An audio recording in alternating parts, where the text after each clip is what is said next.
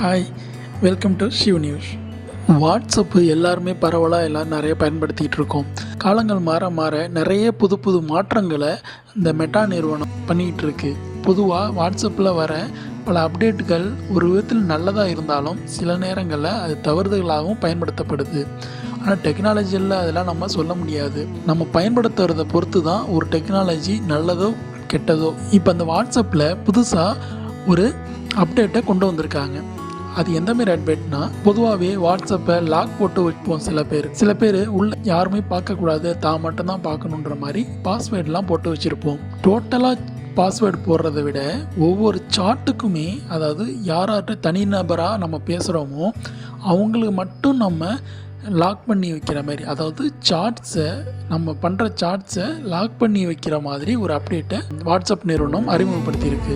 அந்த அப்டேட்டு யாருக்கும் வரலைன்னா, அப்டேட்டு பெண்டிங் இருந்தால் அதை வாட்ஸ்அப்பை அப்டேட் பண்ணிக்கோங்க.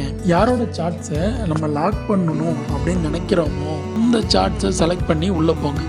உள்ளே போய் இந்த டிபி பிக்சரை செலக்ட் பண்ணி போனீங்கன்னா அது அந்த சாட்ஸுக்கான செட்டிங்ஸ் அதில் இருக்கும். அந்த செட்டிங்ஸில் கடைசியாக பார்த்தீங்கன்னா சாட் லாக் அப்படிங்கிற ஒரு ஆப்ஷன் இருக்கும். அந்த ஆப்ஷனை நம்ம பயன்படுத்தி அந்த நபருக்கான சாட்ஸை எல்லாத்தையும் நம்ம லாக் பண்ணி வச்சுக்கலாம்.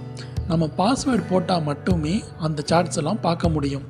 சரிங்க, இப்போ நான் சும்மா லாக் போட்டு வச்சா மட்டும் தெரியாமல் இருந்துருமா, நோட்டிஃபிகேஷன்லாம் வருமே, அது தெரிஞ்சு காட்டி கொடுத்துறாதா அப்படின்னு நீங்கள் கேட்பீங்க. புரியுது. ஆனால் இதில் இவ்வளோ தூரம் யோசித்த வாட்ஸ்அப் நிறுவனம் இதையும் யோசிக்காமல் இருப்பாங்களா? நோட்டிஃபிகேஷன் இதில் காட்டவே காட்டாது. ரெண்டாவது, நோட்டிஃபிகேஷனும் நமக்கு காட்டாது. ரெண்டாவது, சாட்ஸில் வர ஃபோட்டோஸோ வீடியோஸோ எதுவுமே நம்ம ஃபோன் ஸ்டோரேஜில் காட்டவே காட்டாது. நம்ம ஃபோன் ஸ்டோரேஜ்லேயும் ஸ்டோர் ஆகாது. அதன் மூலயமா நம்ம ஃபைல் மேனேஜர்லேயோ அல்லது கேலரிலேயோ போய் பார்க்கும்போது அந்த சார்ட்ஸான வீடியோஸ் ஃபோட்டோஸ்லாம் வரவே வராது. இது முழுக்க தனிநபர் பர்சனல் செக்யூரிட்டிக்காகவே அப்டேட் பண்ணியிருக்காங்க. இந்த அப்டேட் நல்லதா கெட்டதா கமெண்ட்டில் சொல்லுங்கள்.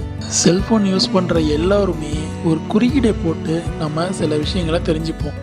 அதாவது எந்த ஒரு சந்தாதாராக இருந்தாலும் ஒரு குறியீடு ஸ்டார் ஹேஷ் 1 2 3 இது போல் ஏதாவது நம்ம விஷயங்களை தெரிஞ்சுப்போம். அதே போல் நம்மளுடைய மொபைலுக்கு தனியாகவே சில குறியீடுகள் இருக்குது. அது எப்படின்னா, நம்ம யாருக்கிட்டையாவது பேசுகிறோம் ஃபோனில், நமக்கே தெரியாமல் நம்மளுடைய கால்கள் சில நேரங்களில் ஃபார்வர்ட் ஆகிறதுக்கு வாய்ப்புகள் இருக்குது.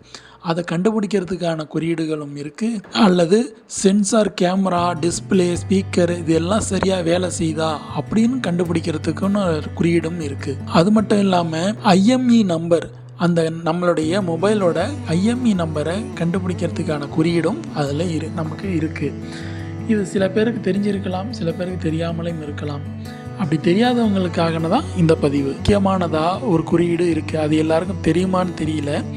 நம்ம பொதுவாக மொபைலை செகண்ட்ஸில் சேல்ஸ் பண்ணுறோம், புது மொபைல் வாங்க போகிறோம் அப்படின்னா நம்ம ஆல்ரெடி பயன்படுத்தின பழைய மொபைல்களில் நிறைய ஃபோட்டோஸ் வீடியோஸ் எல்லாம் சேமித்து வச்சுருப்போம்.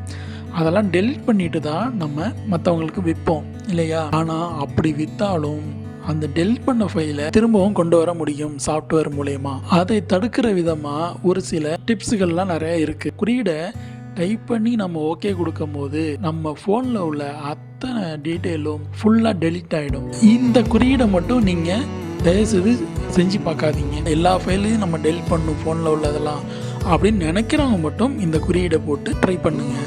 மொபைல் ஃபோனை விற்கும்போது அதில் ஏற்கனவே நம்ம ஸ்டோர் பண்ணி வச்சுருக்கிற ஃபோட்டோஸ், வீடியோஸ் இல்லை ஃபைல்ஸ் எல்லாமே, டாக்குமெண்ட்ஸ் எல்லாமே ஃபுல்லாக டெலிட் பண்ணிட்டு தான் நம்ம இந்த ஃபோனை விற்போம்.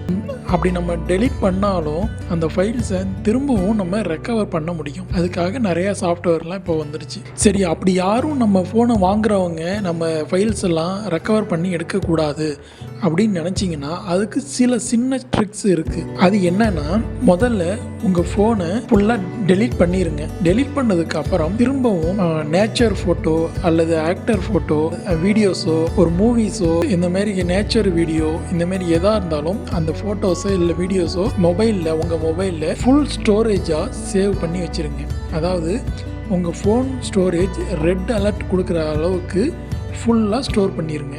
சேவ் பண்ணதுக்கப்புறம் மறுபடியும் உங்கள் ஃபோனோட ஸ்டோரேஜை ஃபுல்லாக டெலிட் பண்ணிடுங்க. இப்படி பண்ணதுக்கப்புறம் உங்கள் மொபைலில் உங்களோட பர்சனல் ஃபோட்டோ, அதாவது இப்போ நீங்கள் ஸ்டோரேஜ் பண்ணுறதுக்கு முன்னாடி டெலிட் பண்ணீங்க இல்லையா, அது திரும்ப எடுக்கிறது ரொம்பவே ரேர் தான்.